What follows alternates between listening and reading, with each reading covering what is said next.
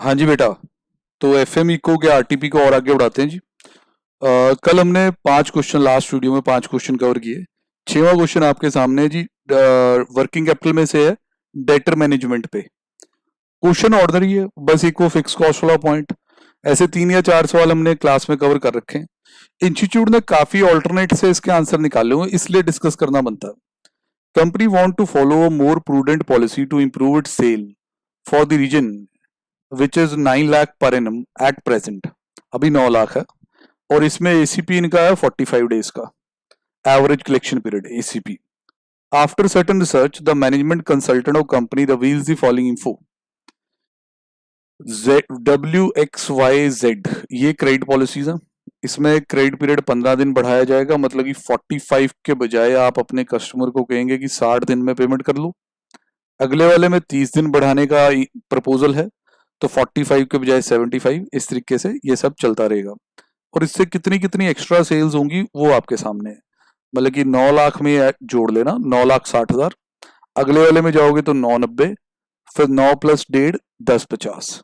Anticipated default, present default anticipated, ये मतलब bad debts है। फिर लिखा हुआ सेलिंग प्राइस पर यूनिट 3 रुपए है, एवरेज कॉस्ट है 2.25। अब जब एवरेज कॉस्ट लिखा है तो उसमें ऑब्वियस है कि फिक्स्ड और वेरिएबल दोनों होंगी, और वेरिएबल उसमें बताया गया कि 2 रुपए है। तो भाई पहले तो एक छोटा सा पॉइंट जो वैसे आप सबको आता है बट फिर भी एक बार पक्का कर लें। एवरेज कॉस्ट पर यूनिट 2.25 है, और जो average variable cost per unit है, average variable cost per unit है वो बेटा जी 2 रुपए है। तो इससे भाई आपको ये पता चल जाता है कि इसमें average fix cost per unit कितनी है। ये है सर 25 पैसे। अब ध्यान ये रखिए कि एएफसी बाय डिफॉल्ट कभी भी नहीं होती। Average fix cost per unit ऐसा कुछ नेचुरली नहीं होता, ये टीएफसी को यूनिट से डिवाइड करके यहां तक पहुंचे हुए हैं। यूनिट इस वक्त कितने हैं उसकी बात भी कर लेते हैं।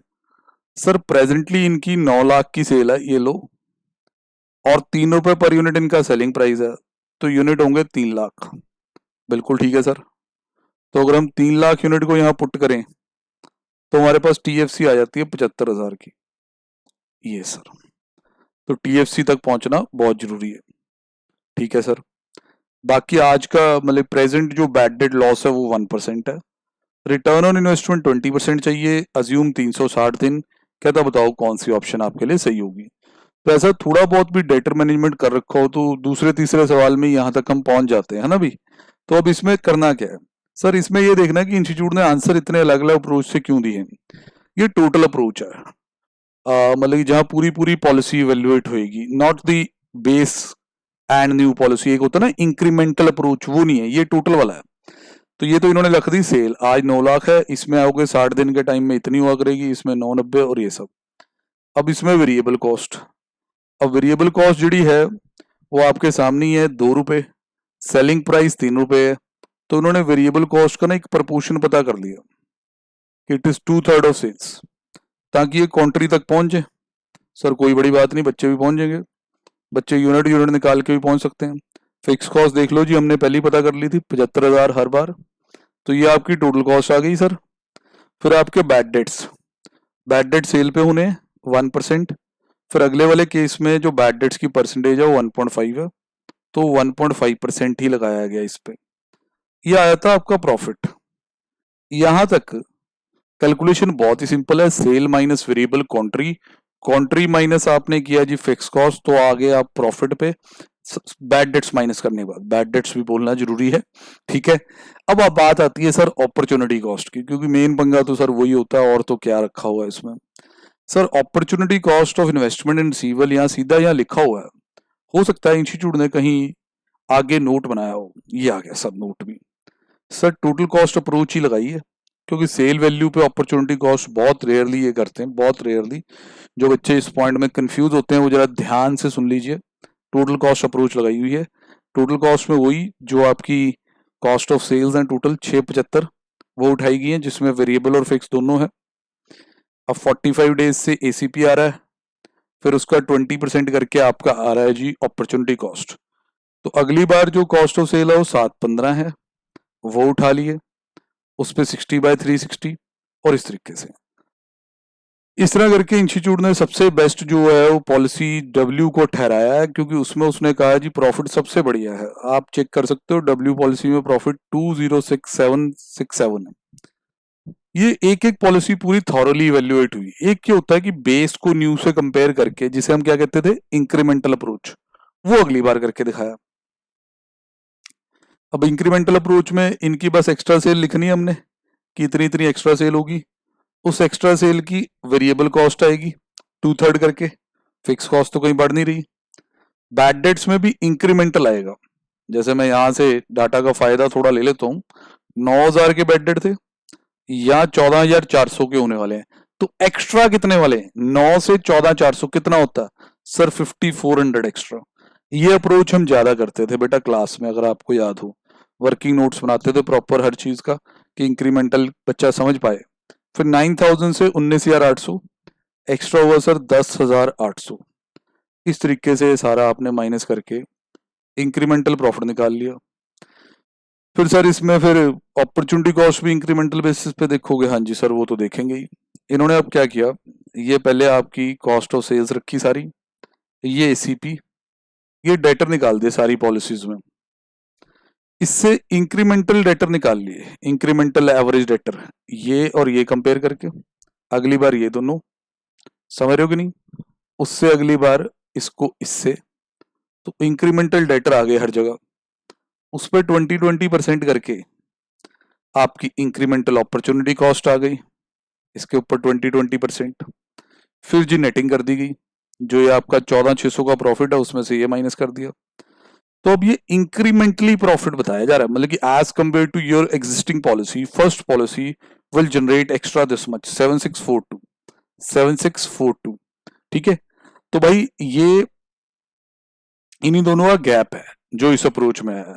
अब as compare to your first policy ये इतना एक्स्ट्रा देगा, ये इतना एक्स्ट्रा, ऑब्वियस है आप इसी को सिलेक्ट करोगे। डिसीजन में कोई भी फर्क नहीं पड़ा। एग्जाम में दो अप्रोच ना लगाएं, खाली इंक्रीमेंटल से कर दें, बहुत बढ़िया है। इंस्टीट्यूट ने ऑल्टरनेट की तरह समझाया sir, alternative method of solving. ये नहीं कहा कि यार भाई हम ये दो दो मेथड से करके दिखाओ, वो तो उन्होंने कहा है कि भाई हम ये मान के चल रहे हैं कि टोटल वैल्यू अप्रोच से तो तुम्हें बता ही दिया, आओ बेटा एक ऑल्टरनेटिव मेथड से भी दिखा देते हैं। अभी एक और मेथड ले आया इंस्टीट्यूट, कहता है एक और मेथड भी इसको सॉल्व करने का। ओहो, कहता आप एक्सपेक्टेड रेट ऑफ रिटर्न निकाल लो। एक्सपेक्टेड रेट ऑफ रिटर्न का मतलब बोला है इंक्रीमेंटल एक्सपेक्टेड प्रॉफिट, मतलब कितना प्रॉफिट बढ़ा, divide by incremental investment in receivable, और इन्वेस्टमेंट इन रिसीवेबल आपकी कितनी बढ़ी। ठीक है जी सर जी, ये परसेंटेज निकाल लो। सर ये अब कैसे होगा सर? सर ये तो आप डाटा देखो सारा आपके सामने, ये आपकी इंक्रीमेंटल इन्वेस्टमेंट इन रिसीवेबल है, इसको आप ऊपर से अच्छे से देख सकते हो, 34,792 और 14,600 का एक्स्ट्रा प्रॉफिट आ रहा है बिफोर दैट अपॉर्चुनिटी कॉस्ट। ध्यान से अपॉर्चुनिटी कॉस्ट से पहले वाला प्रॉफिट लेना, तो आपको इतनी कैपिटल और लगा के इतना और मिल जाएगा, 41% रिटर्न आ रही है।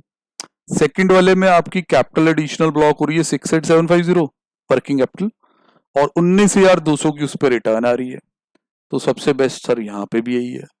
तो तीनों अप्रोच में पॉलिसी डब्ल्यू ही सिलेक्ट होती है। ठीक है सर जी, और उसमें वो ये भी कहता है कि इसमें आपका जो रिक्वायर्ड रेट ऑफ रिटर्न है उससे काफी ज्यादा अच्छी रिटर्न इस पॉलिसी की है। कंफ्यूज ना हो, इस तरह 3-3 एक्सपेरिमेंट करने की पेपर में जरूरत नहीं है। आप क्वेश्चन को एक बार पढ़ लीजिए। इन्होंने लिखा था analyse which of work policy would you recommend for adoption. कहीं पे भी total approach, incremental, expected rate of return कुछ नहीं लिखा था।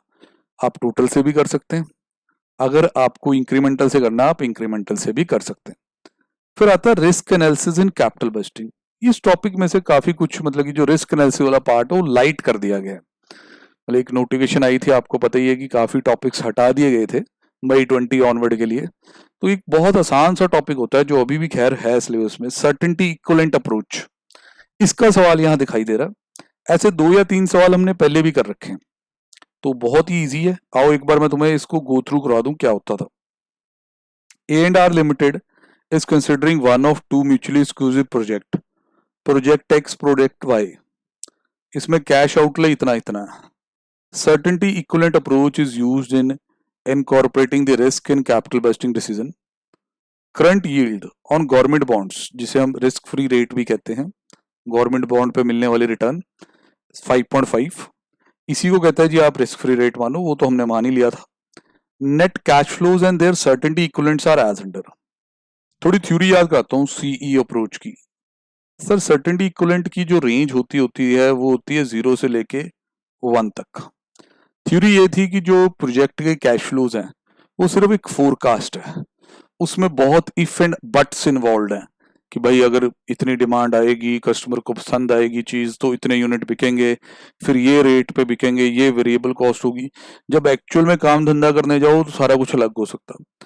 तो सीई क्या होता है कि जो टोटल कैश फ्लोज होते हैं उसमें से एक परसेंटेज बताता है कि कितने पक्का मिल ही जाएंगे, सर्टन कितने इसमें से, इसलिए तो मैक्सिमम वैल्यू 1 हो सकती है।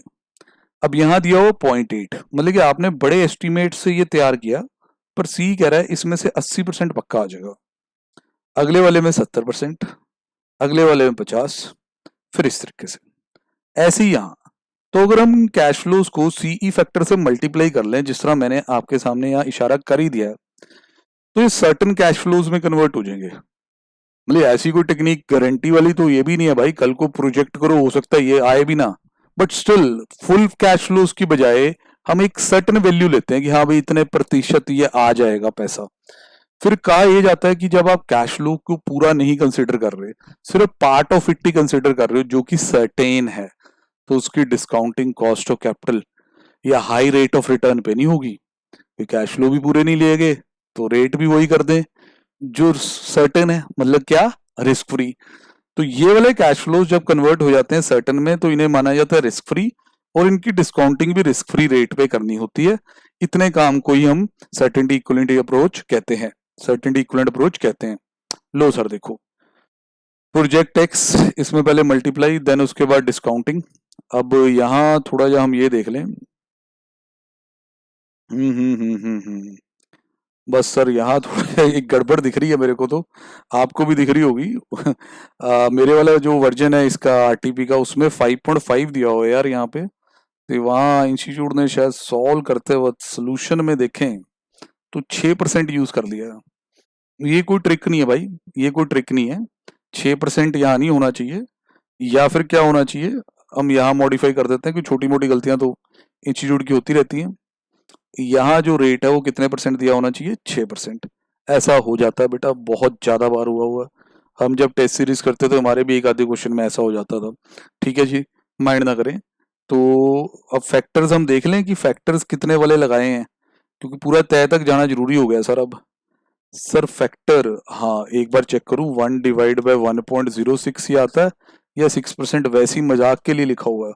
सर मजाक ही लग रहा है वैसे तो, बाकी आप चेक कर लीजिए। सर ये तो यही गलती है बस, 5.5 कर दें, कोई चक्कर ही नहीं है, 5.5 पे आ रहा है ये फैक्टर। मैं सारे चेक कर लेता हूँ। 1 डिवाइड बाय 1.055 इक्वल टू, अगला अगला अगला, बिल्कुल सही जी। तो बस सर वहां एक लिखने की गलती हो गई, आंसर में 6% की जगह 5.5 ही लिखा होना चाहिए, चल जाएगा। ठीक है, डन है जी। थोड़ा जा आंसर को और एनालाइज कर लेते हैं सर, ये 5.5 करने के बाद। हाँ जी 5.5, यहाँ भी 5.5 कर दीजिए सर। अब आ गई एनपीवी दोनों की। अब कहते हैं प्रोजेक्ट वाई की एनपीवी 556605 है, ये एनपीवी और प्रोजेक्ट एक्स से काफी ज्यादा हाई है, काफी ज्यादा, तो इसी को ही सिलेक्ट करना चाहिए। आउटले भी कम है तो नेचुरल कोई पीआई निकालने की भी जरूरत नहीं है, आउटराइटली प्रोजेक्ट वाइज ज्यादा बेटर दिख रहा है। तो सर ये आसान से ही क्वेश्चन था, हल्की सी कंफ्यूजन वो रेट गड़बड़ लिखने के कारण हुई, पर घबराइए नहीं, कोई दिक्कत वाली बात नहीं है। अब आता है dividend decisions. Sir dividend policy में से भी एक क्वेश्चन तो कम से कम आना ही चाहिए। दो जो इसके सबसे पॉपुलर वाले हैं, गॉर्डन और वॉल्टर, दोनों की डेरिवेशन तक क्लास में आपको करवा रखी है। वॉल्टर का फॉर्मूला बहुत लंबा चला जाता है, उसकी भी डेरिवेशन हमने की थी। Earning, dividend, cost of capital, return on investment सब दिया हुआ। तो गॉर्डन लगाना है और वॉल्टर लगाना है, सीधे सीधे आंसर है सर, कोई ज्यादा दिक्कत वाली बात नहीं। ज्यादातर इंस्टीट्यूट क्या करता है, जब वैसे गॉर्डन लिखता है ना तो ईओ लिखता है, जिससे बड़ी परेशानी भी होती है कि लॉजिकली यहाँ D1 आता है ना इससे, तो यहाँ E1 लिखना चाहिए, तो आज E1 ही लिखा।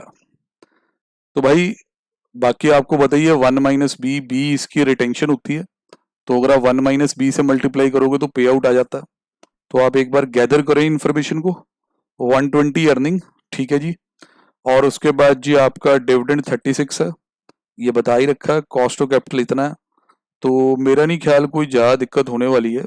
बाकी एक बार आप देख लें यहाँ पे 36 उन्होंने यहाँ पुट किया, यहाँ पुट करके, और पता भी करा सकते हैं कि भाई रिटेंशन पे आउट परसेंटेज क्या है, वो भी अगर आपको पता करना हो तो कर सकते हैं। क्योंकि ये आप देख लीजिए 120 36 पे आउट 30% आ रहा है, तो रिटेंशन है 70%। तो कोई दिक्कत वाली बात नहीं है, मतलब जैसे आपको करना है आप कर सकते हैं। देन नीचे इम्प्लिसिट ग्रोथ रेट निकाला बी इंटू आर करके, रिटेंशन इंटू ग्रोथ, तो 3600 रुपये का प्राइस इसका आ गया। काफी ज्यादा, क्योंकि देखिए कई बार बंदा डर भी जाता है, सर इतना ज्यादा, सर रियल लाइफ के शेयरों का प्राइस तो इससे भी ज्यादा होता है, कोई दिक्कत वाली बात नहीं है।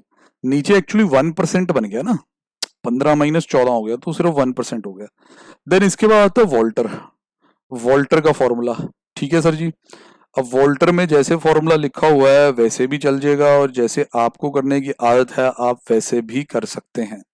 इन्होंने कई को यहाँ पे कॉमन सा ले लिया है, जिस तरह कई बार हमने किताबों में इसका फॉर्मूला ऐसे भी देखा है कि ये R E minus D derivation भी की है, और यहाँ हम कई स्क्वायर लिख देते थे, याद होगा आपको। कोई दिक्कत वाली बात नहीं, बस फॉर्मूले में आपने चीजें लिखनी है। डिविडेंड 36, फिर आर 20% है, आर एक बार कंफर्म कर लो, सर आर दिया हुआ, रिटर्न ऑन इन्वेस्टमेंट्स, ठीक है जी। देन उसके बाद जी आपने 15% पे डिस्काउंटिंग कर देनी है इन दोनों चीजों की, कोई दिक्कत वाली बात नहीं है। अब सर जो क्वेश्चन आ रहा है ये एक बार पहले भी पेपर में लगा हुआ है, और ये रेशियो एनालिसिस के थ्रू लगा हुआ है पेपर में, हल्का फुल्का इसे चेंज किया, फिगर्स बदली हैं, कॉन्सेप्ट पुराना ही है। Sale for the year 90 lakh, gross profit 35%, तो इससे आप सीओजीएस तक आ जाओगे। हाँ जी सर। फिक्स एसेट टर्नओवर दिया हुआ, स्टॉक टर्नओवर दिया हुआ, दोनों पे क्लियर किया हुआ कि सीओजीएस पे बेस्ड है, ताकि किसी तरह की कंफ्यूजन ना रहे, तो इससे फिक्स एसेट और स्टॉक भी आ जाएगा। Then you have the liquid asset and current asset ratio, इन दोनों के थ्रू आप करंट लायबिलिटी तक पहुंच सकते हो, क्योंकि करंट एसेट लिक्विड एसेट का जो गैप होता है वो इन्वेंटरी होता है, ठीक है जी। तो सीएल की टर्म में स्टोरी अभी चलेगी, आपको दिखेगा सब। रिसीवेबल 1 मंथ है, फिर reserve to and surplus to share capital इतना है, कैपिटल गियरिंग भी रेशियो दे रखी है। देन उसके बाद जी फिक्स एसेट टू नेटवर्थ और काफी कुछ दिया हुआ है। उस टाइम जब ये पिछली बार मतलब लास्ट जब ये पेपर में अपीयर हुआ था काफी साल पहले, तो 15 नंबर के लिए आ गया था रेशियोज में। इसमें इन्होंने बैलेंस शीट पूछ ली थी और वर्किंग कैपिटल रिक्वायरमेंट थी, इतनी ज्यादा वेटेज तो इसको शायद अब ना मिल पाए। आओ एक बार गो थ्रू हो जाए, किसी भी चीज को लाइटली नहीं लेना चाहिए। देखो सेल माइनस जीपी सीओजीएस आ गया, अब आप फिक्स एसेट टर्नओवर और स्टॉक टर्नओवर रेशियो को यूज करके दोनों की वैल्यू पे पहुंच गए। आपके फिक्स एसेट आ गए 39 लाख के, स्टॉक आ गया इतना। अब जो मैं आपको कह रहा था कि सी ए अपॉन सी एल, इसमें सी ए हो जाएगा 2.5 सी एल, फिर जी लिक्विड एसेट आपके हो जाएंगे 1.5 सी एल, फिर सी ए माइनस लिक्विड एसेट, ये इन्वेंट्री, इन्वेंट्री आप ये वाली यूज करोगे जो दे रखी है, ये यहाँ पुट करोगे। अब 2.5 C L minus 1.5 C L is equal to this inventory. Inventory कितनी है भाई, सर इन्वेंट्री 975 है, तो इससे क्या होगा सर, ये तो 1 सी एल ही हो गया, सी एल आ जाएगी सर। सी एल यूज करके आप अपना करंट एसेट निकालो, वो सारी चीजें। करंट एसेट आए आपके इतने, उसमें इन्वेंट्री इतनी है, ठीक है ना जी, तो लिक्विड एसेट्स रह गए। अब एसीपी दिया हुआ है, ये देखो एसीपी 1 मंथ है, तो सेल पे 1/12 कर दो, सेल का 1/12 कर दो तो आपके डेटर आ जाएंगे, बिल्कुल सही है सर। अब लिक्विड एसेट्स में से डेटर हटा दो तो आपका कैश आ जाएगा। देन उसके बाद जी थोड़ा आगे ट्रिकी हो जाता है क्वेश्चन कई बार, अब थोड़ा आराम से चलते हैं। फिक्स एसेट टू नेटवर्थ दिया होगा, फिक्स एसेट अपॉन नेटवर्थ। अब आपको ध्यान ये रखना है कि फिक्स एसेट आपके पास है, फिक्स एसेट आपके पास है, ये पहली पहली कैलकुलेशन में आपने शुरू में 39 लाख निकाला था, ये फिक्स एसेट अपॉन नेटवर्थ ये बोल रहा है कि 1.3 है। ऑब्वियस है कि नेटवर्थ फिर कम है फिक्स एसेट से, तो यहां से नेटवर्थ आ जाएगी आपकी शेयर होल्डर फंड भी जिसे कहते हैं 30 लाख रुपए की, ठीक है सर जी। अब और क्या है सर, सर देखो इन्होंने एक ये रेशियो लिखी है कि reserves and surplus to share capital is 1:1.5। 1:1.5 इसको ऐसे भी किया जा सकता था। नेटवर्थ या शेयर होल्डर फंड ये है 30 लाख, ये होते हैं share capital plus reserve and surplus, ये 30 लाख होते हैं। अब अगर ये एक्स है, पढ़ लो अच्छी तरह क्या लिंकेज है, reserve and surplus to share capital, reserve and surplus to share capital 1:1.5। तो रिजर्व एंड सरप्लस मैं एक्स रख लेता हूँ, ये हो जाएगा सर 1.5x। तो यहां से आप लोग अपना सॉल्व कर सकते हैं इसको, ठीक है जी। तो उससे जी आपका शेयर कैपिटल और रिजर्व एंड सरप्लस आना शुरू हो जाएगा। ध्यान से देखिए कि रेशियो क्या लिखी हुई है, मेरे हिसाब से कुछ गड़बड़ लिख दी है मैंने, मैं ठीक कर लूँ। Reserve and surplus to share capital, reserve and surplus to share capital, हाँ जी बेटा। तो इसमें आगे बढ़ते हैं। तो ये मैंने चेक किया बेटा, ये जो मेरे पास फाइल है ना ये पुराने वाली है, इंस्टीट्यूट ने बाद में अपडेट कर दिया, एक्चुअली आईसीआई से यहाँ भी गलती हुई हुई है। तो हम ठीक चल रहे थे बिल्कुल, यही इक्वेशन है। तो 2.5x के अकॉर्डिंग x की वैल्यू यहाँ निकाल लो, x की वैल्यू आ जाएगी सर 12 लाख, और जो आपकी शेयर कैपिटल है वो हो जाएगी 18। उन्होंने अपडेट कर दी हुई है नई फाइल, उसमें आप ये ठीक आंसर देख सकते हैं। फॉर द टाइमिंग इसमें कंफ्यूज ना हो, ये जो आंसर रिजर्व और सरप्लस और शेयर कैपिटल के हैं, ये आपका शेयर कैपिटल बनेगा 18, रिजर्व सरप्लस बनेगा 12। तो मैं यहाँ ठीक भी कर देता हूँ 18 और 12, तभी तो बेटा बात प्रूव होगी ना कि reserve and surplus to share capital 1:1.5, मतलब रिजर्व एंड सरप्लस से शेयर कैपिटल 1.5 गुना है, और ये हो रहा है 1.5 टाइम्स। ये देख लीजिए, ये तो मैंने ठीक कर दिया। इसलिए ना गलतियां हो जाती हैं, ये चीज सब उसी का ही एविडेंस है, घबराया ना करो, इंस्टीट्यूट के आंसर में बहुत बार गलतियां हो जाती हैं। अब सर ये यहाँ पे ना करंट रेशो और करंट लायबिलिटीज इसमें लगाओ, करंट लायबिलिटी हमारी कब की आ चुकी है, छोड़ो। अब आगे आता है sir capital gearing ratio. Capital gearing ratio, capital gearing ratio is 0.7875, 0.7875 capital gearing ratio है। तो भाई 0.7875 की कैपिटल गियरिंग रेशो से लॉन्ग टर्म डेट कैसे निकलेगा? सर कैपिटल गियरिंग रेशो वैसे याद है आपको या भूल गए हो? इसमें जिस तरह डेट आता था प्लस प्रेफरेंस शेयर कैपिटल आती थी, नीचे आता था equity share capital plus reserves, मतलब फिक्स कॉस्ट की जो फंडिंग होती है उसकी रेशियो निकाली जाती है अगेंस्ट वेरिएबल कॉस्ट फंडिंग, ये होती है कैपिटल गियरिंग रेशियो। तो सर आप अगर बहुत ध्यान से देखें तो आपको प्रेफरेंस का तो क्वेश्चन में जिक्र ही नहीं है, ये चीज फिर नेटवर्थ के बराबर हो जाएगी, शेयर होल्डर फंड के बराबर हो जाएगी, और इससे डेट आ सकता है। तो जो कैपिटल गियरिंग रेशियो है तो ऑब्वियस है डेट और प्रेफरेंस दोनों में से एक चीज तो होगी होगी। तो उन्होंने तो फॉर्मूला इस सेंस में यूज किया है, long term debt upon equity share holder fund. अब ये 30 लाख आपकी नेटवर्थ है, ये इससे मल्टीप्लाई कर दी, ये लॉन्ग टर्म डेट आ गया। पूरा कंपनी वाले फॉर्मेट में बैलेंस शीट बना के दे रखी है, चेक कर सकते हैं सारा। अब जो इतना ही फॉर्मेट बना रहे थे तो इसको पीपी लिख देते भाई, बनाओ तो पूरा बनाओ, ठीक है, ये चीज है। तो ये था जी इसका पहला पार्ट। दूसरे पार्ट में इन्होंने पूछा है statement showing working capital requirement बनाओ अगर company wants to make a provision of 15% of net working capital. Sir जिस बंदे का पहला पार्ट हो गया ना ठीक, तो अगला पार्ट तो उसका ठीक होगा ही होगा। लास्ट टाइम जब ये आया हुआ है, क्यों मैं आपको बता रहा हूँ, क्वेश्चन रेशियो एनालिसिस के थ्रू पेपर में डला हुआ है।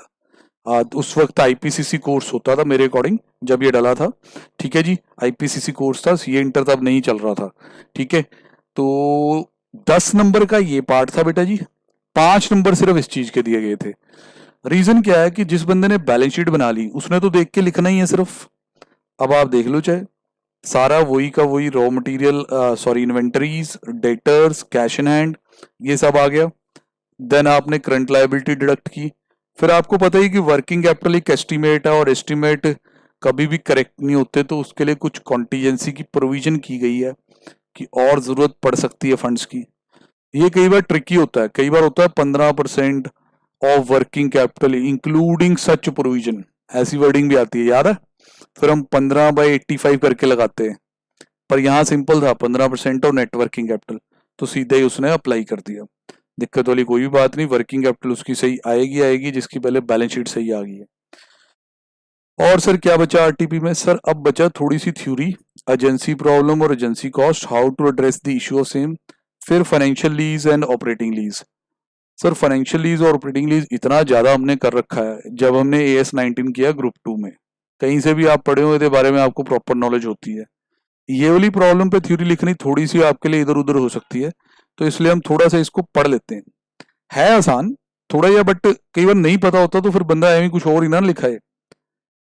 कहते हैं जो सोल प्रोप्राइटरशिप फर्म होती है, पार्टनरशिप फर्म होती है, ओनर पार्टिसिपेट करते हैं मैनेजमेंट में। लाला जी बैठे हैं सोल प्रोप्राइटर में, 4-5 दोस्त बैठे पार्टनरशिप में, वो ही चला रहे हैं उसको, इतना काम धंधे पे पूरा कंट्रोल आपका, सारी डिसीजन मेकिंग आपके हाथ में है। बट इन कॉर्पोरेट्स मतलब कंपनियां, owner are not in active management, so there is a separation between owners slash shareholder and manager. पर कहते हैं जो कंपनियां होती हैं, कॉर्पोरेट्स होते हैं बड़े बड़े, इसमें थोड़ा जो सेपरेशन हो जाता है कि ओनरशिप वाले शेयर होल्डर्स एक तरफ हैं और कंपनी चला जो रहे हैं वो प्रोफेशनल हैं ज्यादातर। ठीक है सर, यहां तक बात समझ आ गई? In theory the manager should act in the best interest of share holder. Theoretically, principally ये कहा जाता है, एथिकली ये कहा जाता है कि जो मैनेजर है कॉर्पोरेट्स में वो शेयर होल्डर के बेस्ट इंटरेस्ट में एक्ट करे। However, in reality, they may try to maximize their individual goals like salary, perk, समझे कि नहीं? पर कई बार देखा जाता है कि वो अपने पे ही ज्यादा ध्यान दे रहे हैं, कंपनी के हित में तो जा नहीं रहे हैं। So there is a principal agent relationship between management and owner, between management and owner, which is known as agency problem. इसे कहते हैं एजेंसी प्रॉब्लम। मतलब जो कॉर्पोरेट्स हैं उनमें जो ओनरशिप अलग है, शेयर होल्डर के हाथ में, चलाने वाले प्रोफेशनल मैनेजर हैं। अब वो बाय डिफॉल्ट रिक्वायर्ड ये है कि they should act in the interest of company, but they may act in their own interest, और कंपनी के इंटरेस्ट का नुकसान करेंगे, कंपनी के हित में नहीं चलेंगे। उसे हम एजेंसी प्रॉब्लम कह देते हैं। In nutshell, agency problem is the chance that the manager may place personal goal ahead of the goal of the owner. अब इससे होती है फिर एजेंसी कॉस्ट, जिसमें उसकी मॉनिटरिंग, बॉन्डिंग, अपॉर्चुनिटी, सर इतना इंटरनल ऑडिट, ये वो चेकिंग, ये इंस्पेक्शंस, ये सब इसीलिए तो करनी पड़ती हैं। अब एड्रेसिंग द एजेंसी प्रॉब्लम भी लिखा हुआ कि किस तरह इस इशू को एड्रेस किया जा सकता है। क्या the following effort have been made to address this issue. मैं पैराग्राफ नहीं पढ़ रहा, वो आप देख लेना। Managerial compensation is linked to the profit of company to some extent along with the long term objective. Employees also designed to address the issue with the underlying assumption that the maximization of stock is the objective. बोली एक तो उनका composition link कर दिया profit के साथ कुछ extent तक, ताकि वो भी चाहें कि कंपनी अच्छा प्रॉफिट करे, और फिर उन्हें बार बार ये अंडरलाइंग assumption याद कराने की जरूरत है कि हमारा जो मेन ऑब्जेक्टिव है वो मैक्सिमाइजेशन ऑफ स्टॉक प्राइस है। फिर इफेक्टिव मॉनिटरिंग वगैरह करो, ये ध्यान देना। इसके बाद फाइनेंस लीज और ऑपरेटिंग लीज आ जाता है। सर बेसिकली फाइनेंस लीज में क्या होता है कि एक तरह से एसेट समझो आपने बेच ही दिया, अब एज ए लेसर जो आपको रेंट आना है वो पेमेंट ऑफ इंस्टॉलमेंट मानी जाती है, याद है आपको। और ऑपरेटिंग लीज में एसेट की ओनरशिप तो आपके पास ही है, ठीक है, और दूसरी तरफ जो रेंट है वो एक एक्सपेंस की तरह बुक होगा, आपके लिए रेंट इनकम होगा। तो थोड़ा सा हम इसको पढ़ लेते हैं, क्योंकि पता है अकाउंटिंग स्टैंडर्ड में तो 5 इंडिकेटर भी पता है हमें कि फाइनेंस लीज कब है, पर ऐसे डिफरेंशिएट करके जब लिखना आ जाता है ना तो कई बार बंदा इतना अच्छा नहीं लिख पाता। Risk and reward incident to the ownership are passed on to the lessee, क्योंकि इसमें तो लेसी एक तरह से ओनर बन जाएगा। The lessor only remains the legal owner, समझे कि नहीं। सब्सटेंस ओवर फॉर्म का भी एग्जांपल लिया जाता है फाइनेंस लीज, क्योंकि लीगली ओनर होता है lessor, but in substance owner lessee को ही माना जाता है। या कहता है lessee is only provided the use of asset for a certain period, risk incident to the ownership belong wholly to the lessor. या लेसी और रिस्क बेयर करेगा ऑब्सोलेंस का, वहां लेसर बेयर करता है। अब कहते हैं lessor is interested in his rental not in asset, he must get his principal back along with interest. ये लीज कहता है नॉन कैंसिलेबल होती है। Lessor does not have any difficulty in leasing the same asset to other willing lessor, lease is kept cancellable by the lessor. ठीक है sir, तो ये सारी बातें हमने अकाउंटिंग स्टैंडर्ड में भी डिस्कस की हुई हैं। फिर आके वो कहेगा जी lessor enters into transaction only as a financier, वो तो आपके एसेट को एक तरफ फंड कर रहा है और आप जो उसे किराया दे रहे हो वाकई में एक लोन की इंस्टॉलमेंट है जो फाइनेंस लीज है। इसमें वो आपकी रिपेयर मेंटेनेंस ये वो नहीं बेयर करेगा, इसमें लेसर जी सारी रिपेयर मेंटेनेंस भी बेयर करेगा। Lease is usually full pay out, that is the single lessee repays the cost of the asset along with the interest. ये लीज कहते हैं यूजुअली नॉन पे आउट होती है, since the lessor expect to lease the same asset over and over again to several users, क्योंकि इसमें हमारा laser बार बार किराए पे दे सकता है। अब सर इसके बाद इकोनॉमिक्स वाला पार्ट भी यहाँ कवर कर ही लेते हैं और वीडियो ना बनानी पड़े इसके लिए हमें, ठीक है जी। तो इकोनॉमिक्स के सर क्वेश्चंस यहाँ से चला लो। इकोनॉमिक्स में कुछ खास नहीं है, बस थोड़ा बहुत आपको बताना है कि भाई ये आया, जिस तरह की आपको पता है कि नेशनल इनकम में से प्रैक्टिकल आना बड़ा 100% सर्टन होता है। तो पहला जी आपको पूछा गया एक +2 के बच्चे वाला सवाल, NNP at factor cost, NNP at market price, GNP market price, GDP market price. Operating surplus दिया हुआ है, mixed income of the self employed दी हुई है, रेंट है, प्रॉफिट है, net indirect taxes, consumption of capital, net factor income from abroad, composition to employee. तो बहुत ही आसानी से इसमें आप अपना नेशनल इनकम के जो पैरामीटर्स हैं वो फटाफट सॉल्व कर सकते हो। लॉ सर देखें जरा, क्योंकि इसका आंसर तो सर एक +2 का स्टूडेंट भी निकाल दे, ये तो वो टीआर जैन जून में जो सीधे सीधे सवाल होते थे वैसा है। अब जैसे compensation of employee, mixed income self employed, operating surplus, depreciation, net indirect taxes, ये सारा कुछ हमने ऐड कर दिया। यहाँ से भी आपने देख लेना, ये हमारा ऑपरेटिंग सरप्लस, देन उसके बाद जी mixed income self employed, rent, then उसके बाद जी आपका कॉम्पनसेशन। तो इन सबको हमने ऐड कर दिया। ये है जी हमारा आ गया जी 4950, this is GDP at market price, ठीक है जी। अब इसमें अगर आप डोमेस्टिक से नेशनल पे जाना चाहते हो तो net factor income from abroad ले आओ, वो पॉजिटिव नेगेटिव कुछ भी हो सकती है, यहाँ नेगेटिव है। अब जब आप ग्रॉस से नेट बनाना चाहते हो तो कंजम्पशन ऑफ फिक्स कैपिटल मतलब कि डेप्शन माइनस कर दो, कर दिया जी सर। उसके बाद सर अगर आप इसे फैक्टर कॉस्ट पे देखना चाहते हो तो नेट इनडायरेक्ट टैक्सेस माइनस कर दो। तो इतना आप लोग इजीली कर सकते हो, तो बहुत सिंपल था, ठीक है जी। और देखते हैं सर अगला जो सवाल है, A sells a used car to B and receive rupees 60,000, how much of the sale proceed will be included in national income? ये तो सबको पता है कि नहीं काउंट होगा, यूज्ड कार बेची है। पर सर जिस लेवल का आंसर लिखना है वो लिख सकते हो, बात तो ये है ना कि अगर ये 2 या 3 नंबर के लिए आ जाता है तो it will not be included, ये आंसर तो नहीं होगा ना। थोड़ा सा हमें कॉन्सेप्ट समझना है। देखो क्या कहता है national income is a flow measure of output per time period, for example per year, and includes only those goods and services currently produced, that is produced during that time interval। अब ये production तो इसकी पहले हुई है, अब तो ये सेकेंड हैंड गाड़ी है तो पहले काउंट हो चुकी होगी। The value of market transaction such as exchange of goods which already exist और are previously produce do not enter into the calculation national income. No part of the used car sale proceed of 60,000 will be included in national income calculation because sale of used car represents transfer of asset which was produced during some earlier years। ये तो हमें पता होता है कि second hand वाले नहीं आना, पर इतना लॉजिक साथ में नहीं कई बार पता होता। And was accounted in national income calculation of that year. वो कह रहा है कि ये पहले पिछले साल की नेशनल इनकम की कैलकुलेशन में आ चुकी है, तो यहाँ दोबारा नहीं आएगी, ध्यान रखिए भाई। अब आगे कहता है जी economy is characterised by the following equation, जैसे कि जी C consumption is equal to 60 plus 0.9 YD, मतलब कि इनकम में जो चेंज आएगा। देन उसके बाद जी आपका investments, then government expenditure, taxes, exports, imports.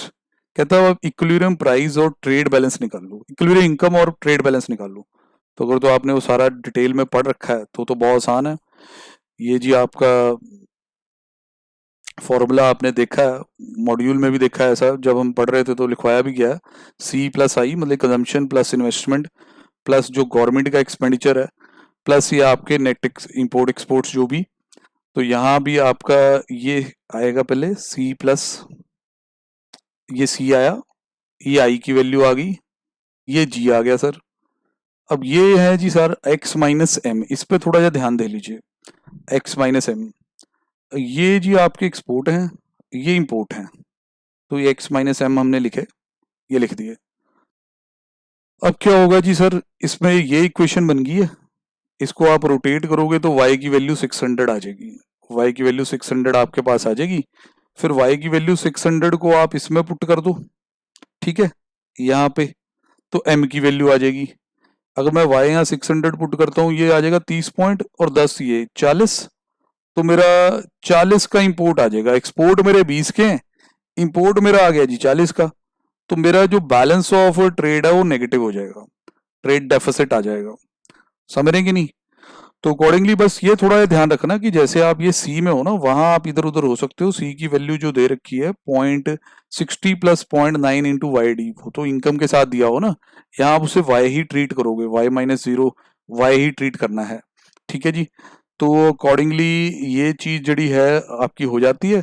फिर इसमें इन्होंने बी पार्ट जो पूछा है, explain with the aid of diagram how increase in marginal propensity to consume impact the consumption expenditure. Sir देखो, अगर आपका प्रोस्पेंसिटी टू कंज्यूम बढ़ता है तो आपका कंजम्पशन एक्सपेंडिचर तो बढ़ेगा ही बढ़ेगा। अब इंस्टीट्यूट ने खुद कहा था कि डायग्राम बनाओ, डायग्राम इन्होंने बनाया नहीं, वैसे थ्योरी ठीक ठाक लिख दी, फिर बच्चों को कह दिया कि बेटा आप अपने आप डायग्राम बना लेना। कहता है increase in marginal propensity to consume implies that proportion of income is spent on consumption increases with the increase in income. In other words, except for income level of zero, at each income level of consumption spending is higher. Vertical intercept is unchanged as autonomous consumption remain unchanged. पता है ना, autonomous consumption भी होती है जो होनी है, but the slope of consumption curve would be higher and it will spin upward. कहता मान लो ये कंजम्पशन फंक्शन है किसी का 20 प्लस 0.6y, अगर ये हो जाए 20 प्लस 0.8y, तो सेम लेवल ऑफ इनकम पे भी कंजम्पशन ज्यादा हो जाएगी। अगर इनकम 200 होगी तो पहले आपका यहाँ 200 पुट करके कंजम्पशन 140 आ रहा होगा, अब इसमें 200 पुट कर दोगे तो वही कंजम्पशन आपकी कितनी हो जाएगी 180। अब कहते student need to draw the diagram to illustrate the same. यार ऐसा एक डायग्राम बनाना बस, और क्या है, और उसमें 2 लेवल बना देना। जैसे ये ऑटोनोमस कंजम्पशन का लेवल हो गया, ये आपका कंजम्पशन फंक्शन हो गया, समझ रहे हैं कि नहीं? अब अगर मान लो उसने 200 की इनकम का एग्जांपल लिया था ना, 200 की इनकम का एग्जांपल लिया था, अगर इस पॉइंट को, एक मिनट यार ज्यादा ही हो रखा, इस पॉइंट पे 200 की इनकम लेके ना, वो आप एक लेवल और ऊपर बना देना, उसमें वो दिख जाएगा कि अगर हमारा कंजम्पशन का चेंज हुआ है, प्रोस्पेंसिटी टू कंज्यूम चेंज हुआ है, तो सेम लेवल ऑफ इनकम पे ही कंजम्पशन ऊपर जा रही है।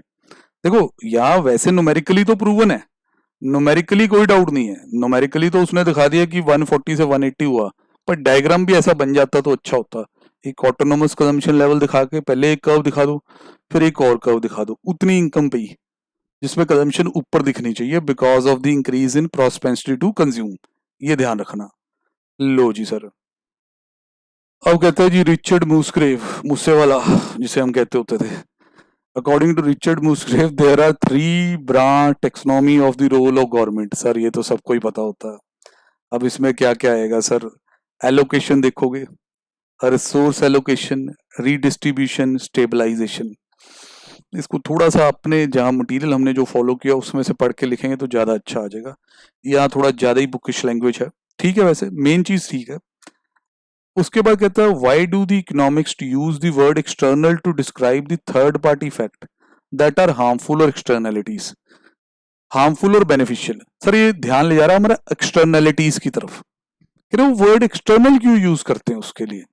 वैसे तो हमने एक्सटर्नलिटीज के बारे में बहुत ही पढ़ा है, पॉजिटिव कंजम्पशन, नेगेटिव फलाना, प्रोटेक्शन, पता नहीं क्या क्या, 2-3 पेज तो इसी के पढ़ते हैं। अब सर क्वेश्चन थोड़ा ऐसा है कि आपको पता चल गया क्या कह रहा है, पर कई बार डायरेक्टली ये चीज नहीं पड़ी होती कि एक्सटर्नल वर्ड ही क्यों यूज होता। द इकोनॉमिक्स टू यूज, ये वर्ड क्वेश्चन को जरूर अच्छे से पढ़ना, word external to describe the third party fact that are harmful और beneficial because sometime the action of either consumer और producer results in a cost or benefit that do not reflect as a part of market price। बिल्कुल जी, externalities जो है वो market price में reflected नहीं होती। such cost or benefits which are accounted for by the which are not accounted for by the market price are called externalities because they are external to the market। जिस तरह car, फिर उसके द्वारा होने वाला pollution, cigarette जो consume कर रहा है उसको तो है ही है आदत, वो दूसरों के ऊपर बुरा असर छोड़ रहा है उसका, समझ रहे नहीं, उनकी हेल्थ खराब कर रहा है। In other word, externalities are cost और benefit that result from activity और transaction and affect a third party who did not choose to incur that cost और बेनिफिट। कहते हैं इनका असर उस पर भी हो जाता है जिसने इसे सिलेक्ट ही नहीं किया था, जिसने इसके लिए पे करने के लिए कहा ही नहीं था। ठीक है जी, तो ये पॉजिटिव नेगेटिव दोनों हो सकती हैं। देन उसके बाद जी सवाल आता है जो अगेन आप कर लोगे, कहता है जी गवर्नमेंट सब्सिडी क्यों देती है, explain why do the government provide subsidy, कुछ एग्जांपल भी दो सब्सिडीज के। कहता है सब्सिडी मार्केट बेस्ड पॉलिसी है and it involves government paying part of the cost of firm in order to promote the production of goods having positive externalities. कहता है कुछ हिस्सा कॉस्ट का सरकार उठा लेती है ताकि उन गुड्स की प्रोडक्शन और हो पाए जिनकी पॉजिटिव एक्सटर्नलिटीज हैं, सोसाइटी के लिए जरूरत है। और in other word, subsidy on a goods which has a substantive positive externalities would reduce the cost, और फिर उसका प्राइस भी कम होगा, and shift the supply curve to right and increase the output. Higher output से क्या होगा कि आपकी मार्जिनल सोशल बेनिफिट और कॉस्ट सोशली ऑप्टिमल हो जाएगी। कहता कई तरह की सब्सिडीज दी जाती हैं। कहता दो कॉमन है, welfare payments, unemployment benefits. Objective of these type of subsidies to help the people who are temporarily suffering economically. Other subsidies such as interest rate subsidy, बिल्कुल बेटा, कई तरह के बिजनेस शुरू करने के लिए सब्सिडाइज लोन मिलते हैं। अब इन्होंने स्टूडेंट्स के लिए भी लिखा, तो आप और भी कई लिख सकते हैं सर, सब्सिडाइज एजुकेशन भी मिल रही है गवर्नमेंट स्कूल्स में, सब्सिडाइज हेल्थ केयर भी मिल रहा है गवर्नमेंट हॉस्पिटल्स में, तो ये आप सारा समझ सकते हैं, लिख सकते थे इस पे। फिर कहता है concept of price floor with example, इसका तो आजकल बहुत चर्चा है सर। प्राइस फ्लोर वही तो है कि minimum price. Price floor is defined as intervention to raise the market price if government feel price is too low. In this case, since the new price is higher, producer benefit. For a price floor to be effective, minimum price has to be set higher than the equilibrium price. वैसे बाकी हमने इसका पूरा वो diagram भी बनाया हुआ जब हमने पढ़ा था। देन अगला क्वेश्चन आता है ट्रेडेबल एमिशन परमिट्स, जो हमने बताया गया था कि लिमिट फिक्स कर दी जाती है कि उस लिमिट से ज़्यादा अगर आप प्रोड्यूस कर रहे हो पोल्यूशन तो आपको लिमिट खरीदनी पड़ेगी, दूसरा कोई बंदा है जिसका सरप्लस होगा वो बेचेगा। तो इस पे सवाल है, ये भी सर आप अपना जो मटेरियल फॉलो किया उसमें से पढ़ें तो फिर अच्छी तरह से कर सकते हैं। थोड़ा सा अगर हम पढ़ें तो आपको याद भी आ जाएगा। Tradable emission permits are marketable licence to emit limited quantity of pollutants and can be bought and sold by the polluters. जिसका कम पड़ गया, जिसका पोल्यूशन ज्यादा वो खरीदेगा, अब जो लिमिट से भी कम पोल्यूशन कर रहा है उसका क्रेडिट इकट्ठा हो जाएगा, वो बेचेगा। Under this method each firm has the permit specifying the number of units of emission जो कर सकती है। A firm that generates emission above that what is allowed by the permit is penalized with substantial monetary sanctions. These permits are transferable and therefore the different pollution level are possible across the regulated entities. Permits are allocated among the firms with the total number of permit to achieve a maximum level of the emissions, कि जिस तरह हम emissions कितना maximum चाहते हैं अपने country में वो हम काउंट कर लेंगे, फिर उसके परमिट्स बांट देंगे, इनकरेज करेंगे लोगों को कि इससे भी कम करो। अब कईयों का उसमें नहीं गुजारा होगा तो फिर उनको पेनल्टी भी लगाएंगे, उन्हें और परमिट दूसरों से भी खरीदने पड़ेंगे। By allocating the fewer permits than the free pollution level, the regulatory agency creates a shortage of permits. कहते हैं इससे शॉर्टेज हो जाती है जिससे पॉजिटिव प्राइस पैदा होता है। This establish a price for pollution just as in case of taxes. बाकी जितना इन्होंने लिख दिया ना बेटा, इतना लिखना पेपर में मुश्किल है, तो आप अपने नॉर्मल मटेरियल को ही फॉलो करेंगे। फिर उसके बाद कहते हैं explain the influence of the different variable on the demand of money according to inventory theoretic approach. Sir वो बाउमल मॉडल मूडल वाला करना है, ट्रांजैक्शन कॉस्ट ये वो सारा जो आप लिखते होते थे, तो लॉस ऑफ इंटरेस्ट ये कर लोगे, ये भी आप वहीं से करो क्योंकि इंस्टीट्यूट यहाँ ना आंसर बहुत ज़्यादा स्ट्रेच करके लिख देता है, इतना बच्चा नॉर्मली वहाँ लिख के नहीं आ सकता। तो इकोनॉमिक्स वाले में मेरा नहीं ख्याल कोई ज़्यादा अपने को देखने का है। बाकी एक क्वेश्चन आ रहा है, how is the behaviour of central bank in economy reflected, explain. कहता है जी ये एक्सप्लेन करो। अब सेंट्रल बैंक का रोल थोड़ा सा यहाँ समझाएगा।